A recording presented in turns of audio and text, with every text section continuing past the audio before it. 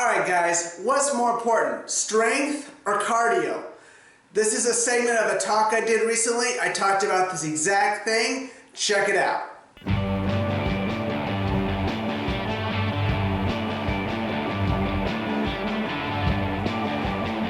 So first let's talk about strength. Okay, so I start with strength on purpose because I think it's more important than cardio. Okay, and here's why.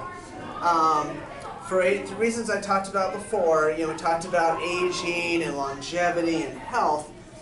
You get that from strength, and I know you also get it from cardio. However, you are going to get more cardiovascular benefits from strength training than you will strength benefits from cardiovascular training. So if you go and you do sets of squats, where you've got a bar on your back or dumbbells in your hand or whatever, and you start doing squats out there, whoops, no one tell you, start doing squats, your heart rate will be elevated, okay? Not only will your heart rate be elevated, but also your heart's going to be able to work better under pressure, okay? It's actually going to strengthen your heart. Those will actually carry over into your cardiovascular system and help you be more efficient.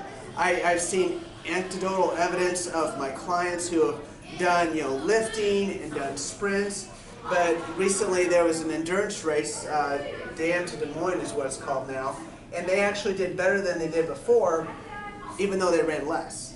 And I think it's because all of those systems working better together. So again, the strength I think is the place to start, and it's really simple actually. Your body is one of the few things that God made that actually gets better when you put pressure on it and put stress on it. So you get stronger by trying to put more load on it. So most things break down. Like if I take this chair and I start hitting on it, hammering on it, or setting a lot of weight on it, it's going to get weaker and it's going to eventually break. Okay? The body's exactly the opposite. It will actually react and get stronger because of the stress that's on it. So that's what we want to do, is we want to increase the stress on the muscles. And it's really simple. It's just progress, just simple progression. There's lots of ways you can progress in strength training. So this is resistance training. Doesn't necessarily mean weight training, okay? But you need to put resistance on the muscle.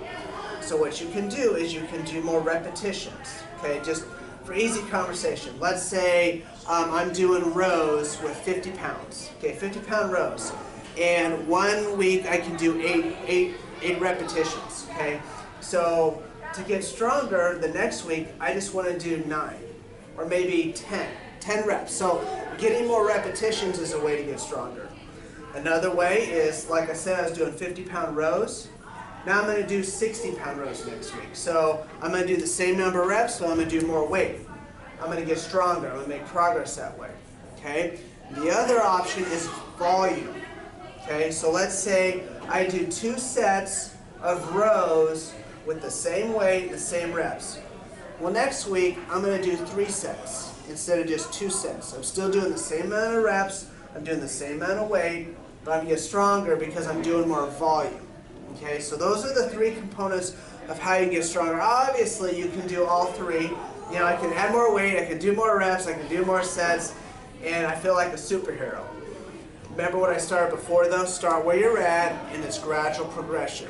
Okay, so that's the goal, is getting stronger. So now the next thing is, what equipment do you need to do this? This is huge. There's a whole bunch of options out there. Like I said, I train at home. You can join a commercial gym.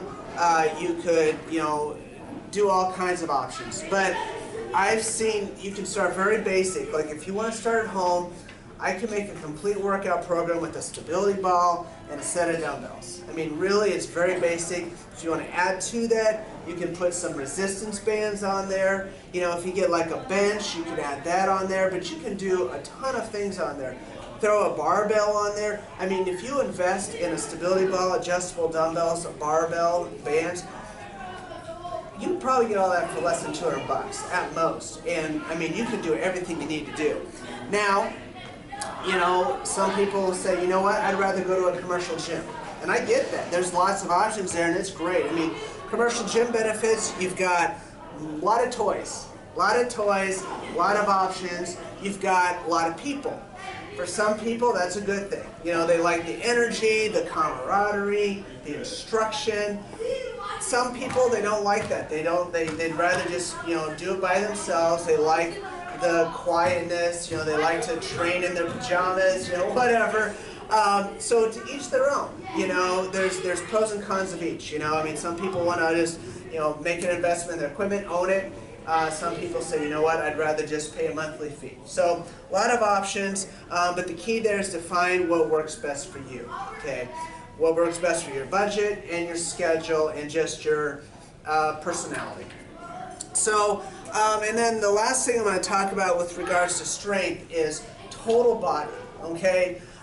This is more, I'm going to talk to the guys more on this, but a lot of the guys are the bro gym guys. You know, they'll go in there, they do curls, and they do bench press, and that's it, okay? You want to work your total body.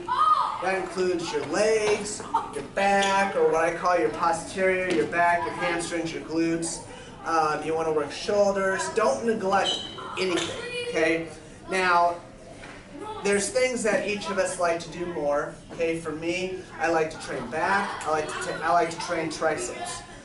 I don't like to train biceps. I do it because I have to. I don't like to do my abdominals. That, you know, those things you have to do. So some things come easier than others, but we need to do everything. So make sure you do full total body.